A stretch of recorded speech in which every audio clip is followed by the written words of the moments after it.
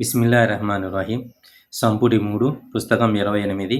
హజ్ యాత్రను పూర్తి చేయకుండా నిరోధించబడిన యాత్రికులు. సంచిక 33.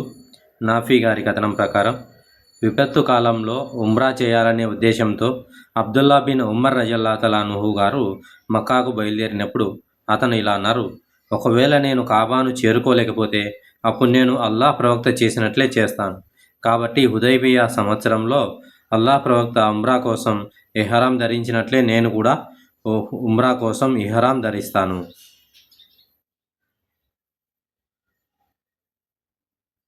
సంచిక 34.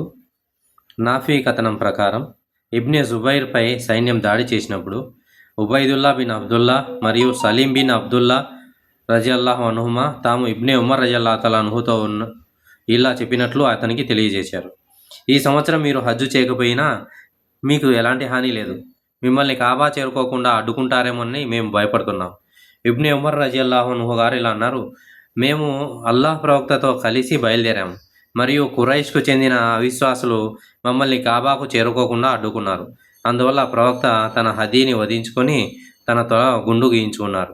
ఇబ్నే ఉమర్ రజియల్లాహు అన్హు గారు ఇంకా ఇలా అన్నారు: నేను ఉమ్రాను నాకు విధిగా చేసుకున్నానని మీకు సాక్షులుగా చెబుతున్నాను మరియు అల్లాహ్ తలుచుకుంటే నేను వెళ్తాను.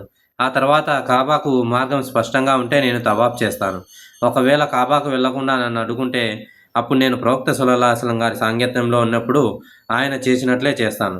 ఆ తర్వాత ఇబ్నే ఉమర్ రజియల్లాహు అన్హు దుల్ హుదైఫా నుండి ఉమ్రా కోసం ఇహ్రాం ధరించి కొంత దూరం ముందుకు సాగి ఇలా అన్నారు: ఉమ్రా మరియు హజ్ యొక్క షరతులు ఒకే విధంగా ఉంటాయి మరియు నేను ఉమ్రా మరియు హజ్లను నాకు నేనుగా విధిగా చేసుకున్నానని మీకు సాక్షులుగా చెబుతాను. కాబట్టి నహర్ వధించే రోజు వచ్చే వరకు ఆయన ఇహ్రాంను పూర్తి చేయలేదు మరియు ఆయన తన హదీని వధించారు. అతను ఇలా అనేవారు: మక్కా ప్రవేశ రోజున, అనగా ఉమ్రా మరియు హజ్ రెండింటికి సఫా మరియు మర్వా నాడు ఒకే తవాఫ్ చేసే వరకు నేను ఇహ్రాం పూర్తి చేయను.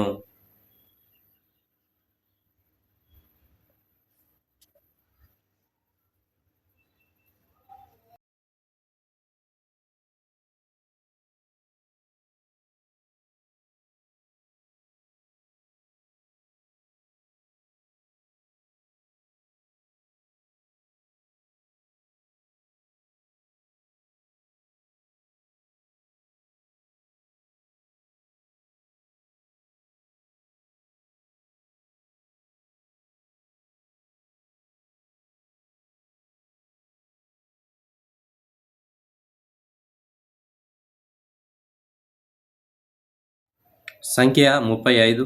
నాఫీ గారి కథనం. అబ్దుల్లా రజియల్లాహు అన్హు కుమారుల్లో కొందరు అతను నిలబడి ఉంటే ఇది పై హదీసునే ఈ హదీసులో మనకు వస్తుందన్నమాట. సంఖ్య 36. ఇబ్నే అబ్బాస్ గారి కథనం. ప్రవక్త సల్లల్లాహు అలైహి వసల్లం గారు ఉమ్రా చేయకుండా నిరోధించబడ్డారు. అందువల్ల ఆయన తన తల గుండు గీయించుకొని తన భార్యలతో సంభోగించి తన హదీని బదిలీ ఇచ్చి మరుసటి సంవత్సరం ఉమ్రా చేశారు.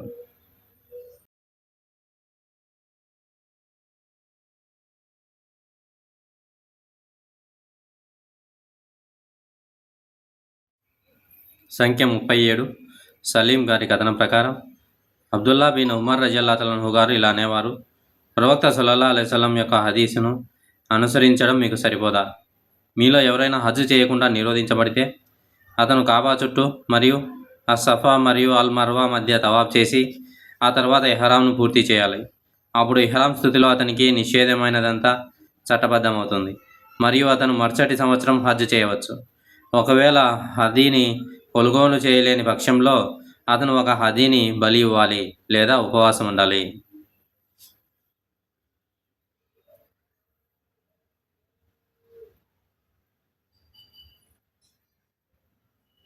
సంఖ్య 38. అల్ మిష్వార్ రజియల్లాహు అన్హు గారి కథనం ప్రకారం ప్రవక్త సల్లల్లాహు అలైహి వసల్లం గారు తన తల గుండు గీయించుకోకముందే హదీని వధించారు.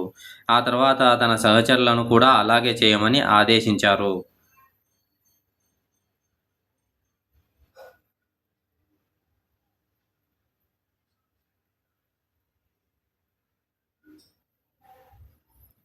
హదీస్ 39. నాఫీ గారి కథనం ప్రకారం అబ్దుల్లా మరియు సలీం అబ్దుల్లా బిన్ ఉమర్ రజియల్లాహు అన్హుతో మీరు ఈ సంవత్సరం హజ్ యాత్రకు వెళ్ళకూడదు అని అన్నారు.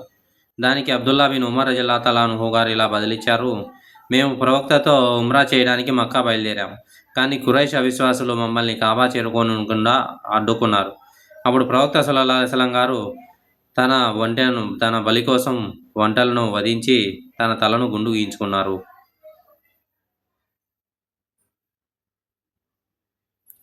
హదీస్ 40 నాఫీ గారి కథనం ప్రకారం విపత్తుల కాలంలో చేయాలనే ఉద్దేశంతో అబ్దుల్లా బిన్ ఉమర్ రజల్లాహు అన్హు మక్కాకు బయలుదేరినప్పుడు ఆయన ఇలా అన్నారు, ఒకవేళ నేను కాబాను చేరుకోలేకపోతే అప్పుడు మనం అల్లా ప్రవక్తతో ఉన్నప్పుడు చేసినట్లే నేను కూడా చేస్తాను. కాబట్టి ఆయన ఉమ్రా కోసం ఇహ్రాం ధరించారు. ఎందుకంటే ప్రవక్త అల్ హుదైబియా సంవత్సరంలో ఉమ్రా కోసం ఇహ్రాం ధరించారు. అప్పుడు అబ్దుల్లా బిన్ ఉమర్ గారు దాని గురించి ఆలోచించి హజ్ మరియు ఉమ్రా రెండింటికి షరతులు ఒకేలా ఉన్నాయి అని అన్నారు.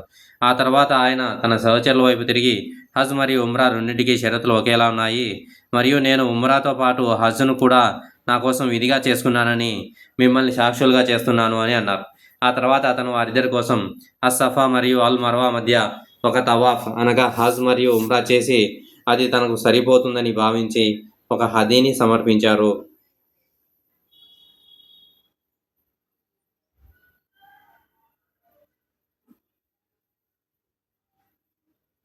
సంఖ్య 41 Abdur Rahman bin Abu Laila గారి కథనం ప్రకారం కాబ్ బిన్ హుజ్రా రజల్లాహు గారు ఇలా అన్నారు, ప్రవక్త సల్లల్లాహు అలైహి వసల్లం గారు అతనితో ఇలా అన్నారు, బహుశా నీ పేర్లు నిన్ను ఇబ్బంది పెడుతున్నాయా?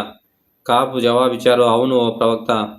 ప్రవక్త గారు ఇలా అన్నారు, నీ తల గుండు గీయించుకో, ఆ తర్వాత 3 రోజులు ఉపవాసం ఉండు, లేదా 6 పేదలకు అన్నం పెట్టు, లేదా ఒక గొర్రెను బలిగా అర్పించు.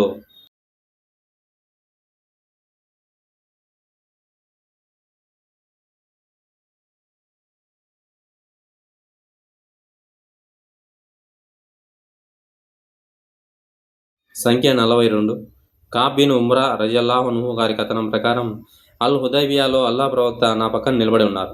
నా తల నుండి పేర్లు పెద్ద సంఖ్యలో రాలిపోతున్నాయి. ఆయన నన్ను అడిగారు, నీ పేర్లు నిన్ను ఇబ్బంది పెడుతున్నాయా? నేను అవునని జవాబిచ్చాను. ఆయన నన్ను నీ తల గుండు గీయించుకోమని ఆజ్ఞాపించారు. కాబ్ రజల్లా తలనుహు ఇంకా ఇలా అన్నారు, ఈ పవిత్ర వచనం మీలో ఎవరైనా అనారోగ్యంతో ఉన్నా లేదా అతని తలలో వ్యాధి ఉన్నా సూరా బకరా 190 ఆయత్ మొదలైనవి నా గురించి అవతరించింది. అప్పుడు ప్రవక్త నన్ను 3 రోజులు ఉపవాసం ఉండమని, లేదా 6 పేదలకు ఒక ఫరాక్ ఖర్జూరాలు పంచిపెట్టమని, లేదా ఒక గొర్రెను వధించమని మొదలైనవి అందుబాటులో ఉన్న దానిని చేయమని ఆదేశించారు. సంఖ్య 43 అబ్దుల్లా బిన్ మాఖల్ రజల్లాహు అన్హు గారి కథనం ప్రకారం నేను కాబ్ బిన్ హుజ్రా రజల్లాహు అన్హుతో కూర్చొని అతనిని ఫిద్యా గురించి అడిగాను. అతను ఇలా సమాధానం ఇచ్చారు, ఈ అవతరణ ప్రత్యేకంగా నా విషయంలో అవతరించింది, కానీ ఇది సాధారణంగా మీకోసం కూడా ఉంది. నన్ను ప్రవక్త సల్లల్లాహు అలైహి వసల్లం వద్దకు తీసుకెళ్లారు మరియు నా ముఖం మీద పేలు అధికంగా రాలుతున్నాయి. ప్రవక్త గారు ఇలా అన్నారు, నీ ఆరోగ్యం లేదా పోరాటం నేను చూస్తున్నంత స్థాయికి చేరుకుందని నేను ఎప్పుడూ అనుకోలేదు. నువ్వు ఒక గొర్రెను కొనగలవా అని అడిగారు. నేను వద్దని జవాబిచ్చాను. అప్పుడు ఆయన 3 రోజులు ఉపవాసం ఉండు, లేదా 6 పేదలకు ఒక్కొరికి అర సా చొప్పున ఆహారం పెట్టు అని అన్నారు. ఒక సా 3 కిలోగ్రాములు.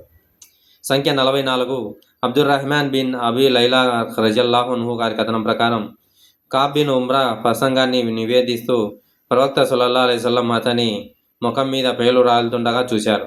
ఆయన అతన్ని అడిగారు, నీ పేలు నిన్ను ఇబ్బంది పెడతాయా? అతను అవునని జవాబిచ్చారు. కాబట్టి ఆయన అల్ హుదైబియాలో ఉన్నప్పుడు అతని తల గొరిగించుకోమని ఆజ్ఞాపించారు. ఆ సమయంలో వారు ఇహ్రాం పూర్తి చేయడానికి అనుమతి లేదు మరియు వారు ఇంకా మక్కాలో ప్రవేశించాలని ఆశిస్తున్నారు. కాబట్టి అల్లాహ్ అల్ ఫిద్యా వచనాలను అవతరింపజేశారు. అల్లాహ్ ప్రవక్త 6 పేదలకు ఆహారం పెట్టమని ఆజ్ఞాపించారు. హదీస్ 45 అబూ హురైరా రలియల్లాహు అన్హు గారి కథనం ప్రకారం ప్రవక్త గారు ఇలా అన్నారు, ఎవరైతే ఈ కరాబా గృహానికి హజ్ చేసి తన భార్యను లైంగిక సంబంధం కోసం సమీపించరో మరియు హజ్ చేసేటప్పుడు పాపాలు చెయ్యరో వారు అప్పుడే పుట్టిన పసికందు వలె పాపరహితులుగా బయటకు వస్తారు. అప్పుడే తన తల్లికి జన్మించినట్లు పాపరహితులు అవుతారు. ఎటువంటి పాపాలు లేని వారిగా తయారవుతారు.